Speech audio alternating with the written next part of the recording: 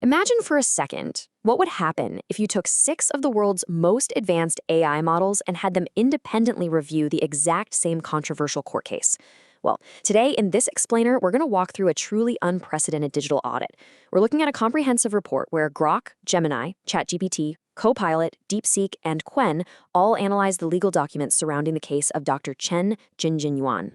So let's dive into this fascinating concept, using an AI matrix to impartially audit a conviction. Dr. Chen is a physics PhD and an independent scholar, and he was sentenced to 20 months in prison. The charge? Picking quarrels and provoking trouble. And this was based entirely on posts he forwarded online. The source material we're looking at outlines exactly how these 6 AI models analyzed the indictment, the first instance judgment, the second instance ruling, and Dr. Chen's own meticulously written prison defense. Now, just to be clear, we aren't here to endorse any political viewpoint. We are simply here to objectively report exactly what the source documents and the AIs concluded about how the law was applied in this specific case. Here is our roadmap for today's explainer. We'll set up the AI legal audit, decode the specific charges, explore the procedural flaws, investigate the evidence gap, and then finally, synthesize the overall digital consensus. Part 1, the AI legal audit. Let's meet our digital jury. By running the case files through these different models, a really multifaceted diagnosis emerged. It's actually pretty incredible. Qwen essentially acted like a defense attorney, offering a strict evidence checklist. Grok zoomed out to look at global human rights philosophy. Gemini and DeepSeek tackled the legal depth, critiquing vague pocket crimes. ChatGPT mapped out the procedural breakdowns, and Copilot did point-to-point legal matching. But here is the wild part.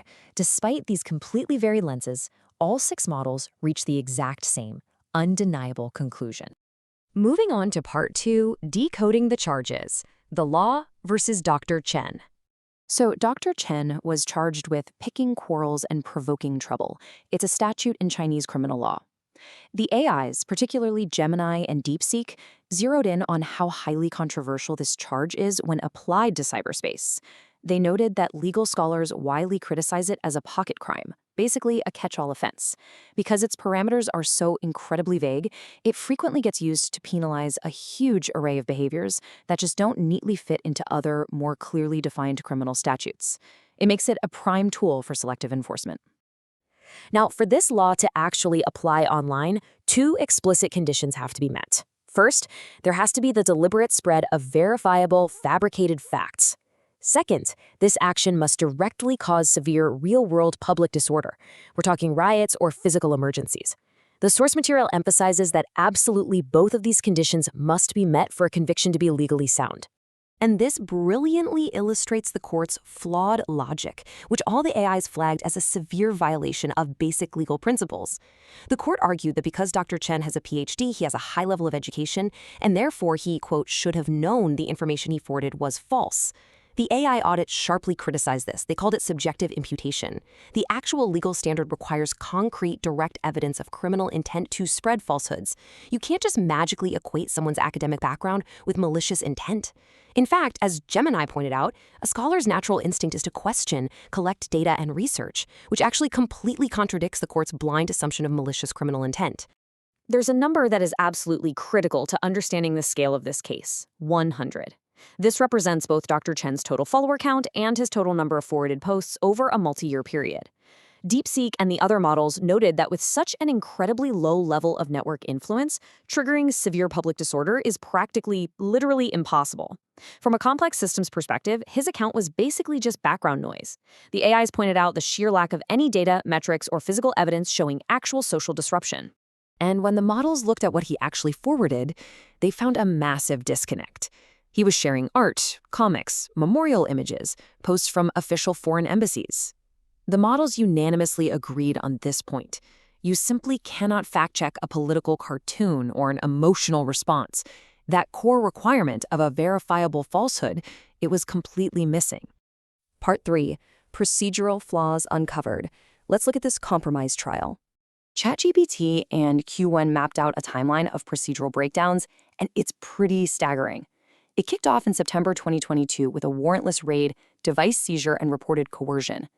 Then, by April 2023, a secret first trial was held completely behind closed doors without a valid legal reason, effectively stripping away any public oversight.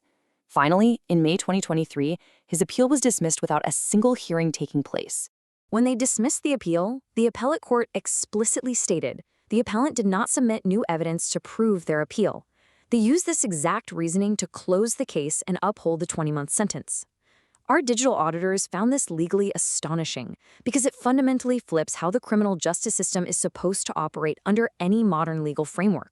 Copilot and ChatGPT noted that this reasoning completely violates the presumption of innocence. It is a textbook case of burden of proof inversion. Listen, in criminal law, it's strictly the prosecution's job to prove guilt beyond a reasonable doubt. Shifting that responsibility onto a jailed defendant who is literally cut off from the outside world, telling him to somehow gather new evidence to prove his own innocence, that places an impossible, illegal burden on the individual. It makes the entire appeals process completely hollow. Section 4. The evidence gap, a true void of proof. Quen and DeepSeek identified massive missing links in the evidence chain. The court provided these sweeping conclusions but backed them up with absolutely zero supporting data. There was no authoritative debunking to prove the posts were falsehoods. There were no social impact reports to prove public disorder. And there were no confessions or records to prove subjective intent. It was quite literally a void of proof. The AI audit revealed that the court effectively bypassed actual evidence. Instead of doing factual verification, the prosecution substituted a broad political evaluation. Basically, because the content was deemed ideologically sensitive, the court just jumped straight to a guilty conclusion, completely bypassing the rigorous evidentiary work that criminal law requires. The AIs highlighted this as a deeply dangerous substitution of legal process with political characterization. Which brings us to Part 5, the digital consensus and their unanimous findings. Remember, these are 6 different models with wildly different programming architectures and focus areas. Yet, they formed a powerful, unanimous digital legal consensus. They all agreed on 4 major structural failures in this case. 1, the complete missing of substantive law elements required for the charge. 2, a severe critique of the court's subjective imputation regarding Dr. Chen's education. 3, the total collapse of procedural justice throughout the trial and appeal. And 4, a clear, overarching violation of fundamental constitutional rights. Grok and ChatGPT really elevated the discussion here to the constitutional level. They illustrated how using criminal law to prosecute low-impact digital forwards directly clashes with constitutional protections. Specifically, Article 35 of the Constitution, which explicitly protects freedom of speech and expression. The AIs argued that penalizing an individual for sharing academic articles and political cartoons fundamentally contradicts these enshrined rights, turning the justice system into a mechanism of ideological control rather than a protector of its citizens. So, what you should really take away from this is the AI's warning about the chilling effect. Criminalizing academic observation and simple digital forwarding creates an incredibly powerful tool for suppressing diverse thought. The AIs noted that treating this everyday behavior as a crime threatens the very foundation of intellectual freedom and objective research. It sends a signal to scholars and really to all citizens that even passive engagement with differing viewpoints can result in severe criminal penalties. The source material leaves us with a profound thought, one that perfectly captures the philosophical tragedy these AI models identified in their audit.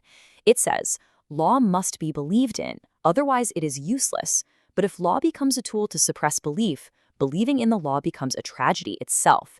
It's a stark, powerful reminder of what happens when legal systems are weaponized to enforce conformity rather than uphold justice. We'll leave you with this final thought to reflect on. Where do we draw the line between digital speech and criminal behavior? Because as this AI audit showed us, when that boundary gets erased by vague laws and flawed procedures, the consequences for individual freedom and the rule of law are absolutely immense.